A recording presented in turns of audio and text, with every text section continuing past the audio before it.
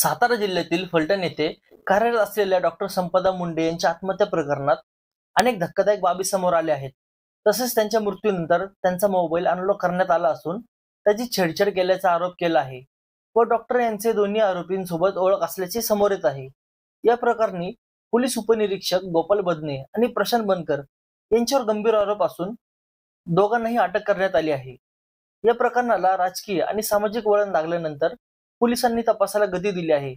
मृत्यूपूर्वी डॉक्टर मुंडे यांनी आपल्या हातावर सुसाईड नोट लिहिली होती, ज्यामध्ये PSI गोपाल बदनेने बलात्कार केल्याचा आरोप होता आणि प्रशांत बनकरने मानसिक छळ केल्याचा आरोप होता।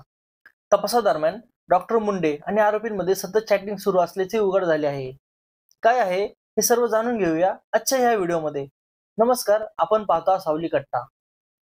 डॉक्टर संपदा मुंडे यांच्या मृत्यूनंतर त्यांचा मोबाईल अनलॉक करण्यात आल्याचा आणि त्यातील महत्त्वाचा डेटा डिलीट केला असल्याचा आरोप त्यांच्या कुटुंबियांनी केला आहे।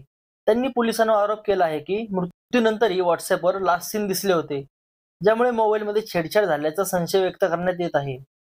कुटुंबाच्या मते मृतदेहाच्या बोटाचा वापर करून फोन अनलॉक केला गेला आणि काही महत्त्वाचे पुरावे नष्ट केले गेले। या संदर्भात पोलीस अधीक्षक तुषार दोशी यांनी फोनमधील व्हॉट्सअप चॅटिंगचे पुरावे तपासले जात असल्याचे सांगितले आहे। तसेच पोलीस आणि राजकीय दबावामुळे मुंडे यांच्या तक्रारीकडे दुर्लक्ष केले गेल्याचा आरोपही होत आहे। या प्रकरणात आरोपी आणि डॉक्टर मुंडे यांच्यातील संबंध गुंतागुंतीचे होते।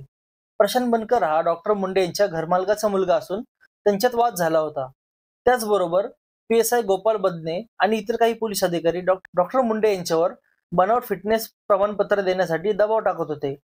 मृत्यूपूर्वी काही महिने आधी त्यांनी याबद्दल वरिष्ठ अधिकाऱ्यांना तक्रारी केल्या होत्या, पण त्याकडे दुर्लक्ष झाले। या प्रकरणात राजकीय नेत्यांचीही नावे समोर आल्याने राजकारण तापले आहे।